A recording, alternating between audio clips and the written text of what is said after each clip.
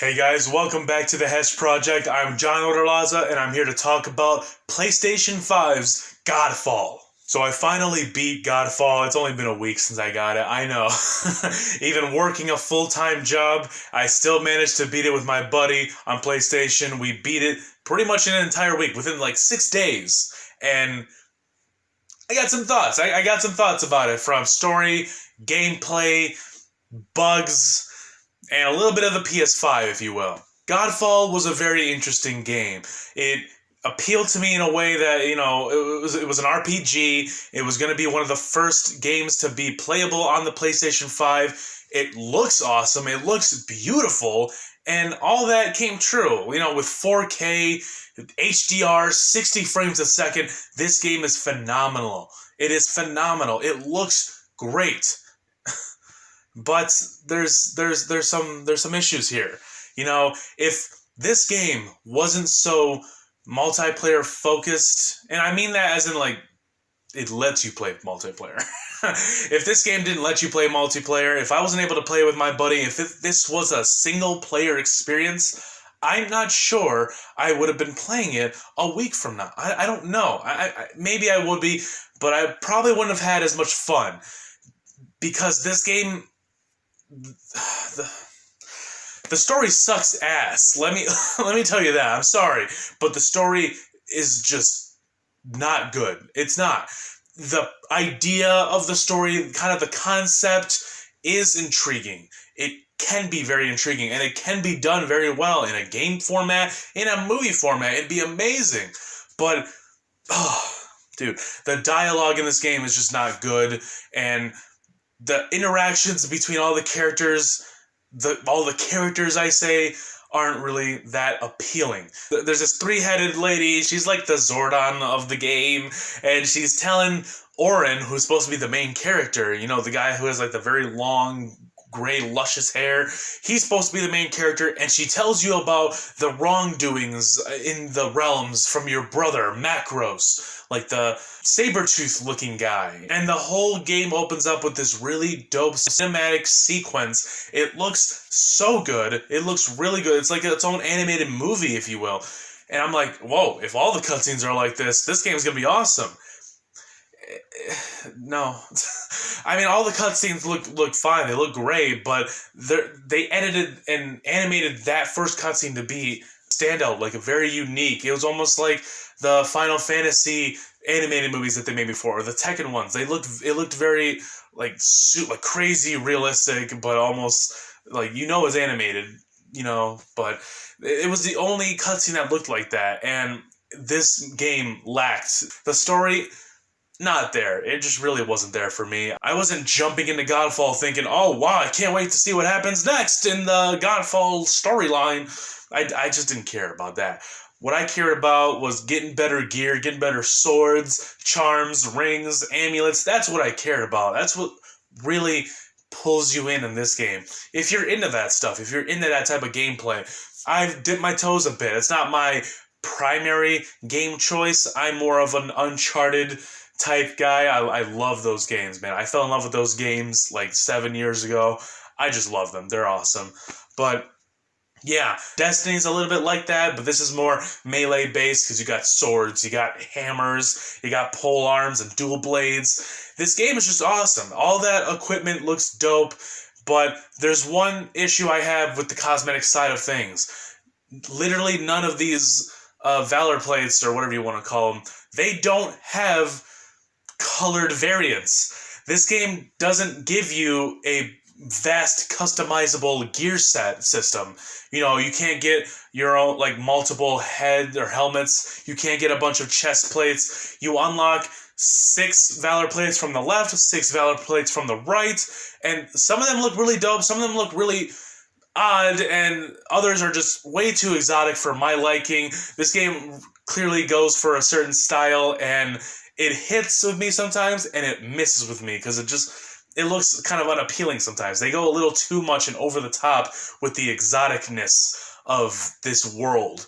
But hey, they wear it proud, so I'm not judging. But yeah, with the lack of a gear set system, you would think at least you can have a bigger selection of color schemes to give these different Valor plates, but no. There's a pack out there right now that's about $10 that gives you 3 golden and silver schemes for only 3 of the Valor plates.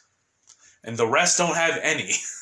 There is options to change the color scheme and the cosmetics of the Valor plates, the weapons, all of that, but there's none available. You can't buy any. There's none that are involved in the loot. All you get is weapons and charms and amulets, all of that, all the stuff that makes your character stronger. That's all that's part of the loot. There's no color schemes or anything. And that was a big letdown, because now I'm like, I want to play as certain characters, but I want to change the colors a little bit.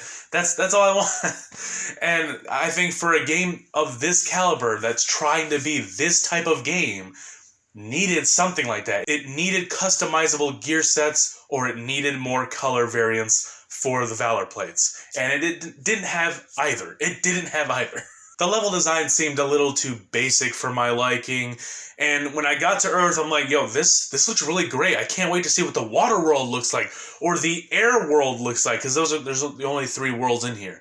And they're pretty big, but there's only 3. And I'm thinking, all right, well, at least they're gonna look dynamic and different, more vast, and just unique in their own ways. I cannot express to you how disappointed I was to when we got to the water world and all it was a big old blue light casted down upon the Earth realm. It was, I swear to you, the exact same thing. It was, and it was very disappointing to see that. I expected, I don't know, waterfalls or like a water bridge or something, I don't know, something out of the ordinary, something that you never see. But it really just felt like each world was a different skin of the previous world, just differently lit. The air realm was not that much different from the Earth realm. They looked very similar to me. One was just in the air. You couldn't tell because it looked the same. This game really lacked that for me. It really lacked more dynamic surroundings, more dynamic areas. Although, yeah, there was little sub-areas where you fought bosses, which were really awesome, by the way. I love the boss fights. The gameplay was probably the saving grace for me in this. I really enjoy it. It's very fun. Maybe the AI could be a little smarter, and I mean like the grunts. You know, the bosses are like pieces of trash, and they need to be deleted. Nonetheless, they really posed a challenge to me, someone who's not super invested in these types of games, but I can dip my toe a little bit. I can stand my ground, and they do pose a challenge to me on pretty much any difficulty. Yes, even easy. Even easy. Yes. Real quick, before we end this, I have to take one last jab at the video game. This game is riddled with some bugs. Not life-altering bugs that make me want to send death threats to Gearbox. No, nothing like that. Absolutely nothing like that. But ones that definitely do kill the mood, take us out of the experience, and make us want to go play Minecraft. And I'm talking about these certain bugs that I know a lot of people have been having. When you're playing multiplayer, even some people had it single player. I personally haven't. I've only experienced these crazy bugs during multiplayer when I'm playing with my friend. When we're playing together and we both hit a northern technique or any weapon technique at the same time or in the same time frame, the game freezes for a split second. Like, legitimately freezes the entire screen. You can still hear the audio and everything, but it freezes for a second and then it just kind of lags back into place. That happens so often, it's not even funny. That's not even the worst thing. This game tends to kick people out of lobbies almost consistently. It doesn't happen as crazy long as I made it sound just now. It happened in the very inconvenient times that we wanted it to happen. Of course, we don't want it to happen ever, but nonetheless, it was still a pain in the ass to deal with, you know? There's no way that this can come down to our internet. I mean, it can a little bit, but I was playing with nobody else was doing anything on my internet. Nobody. I was home alone, actually.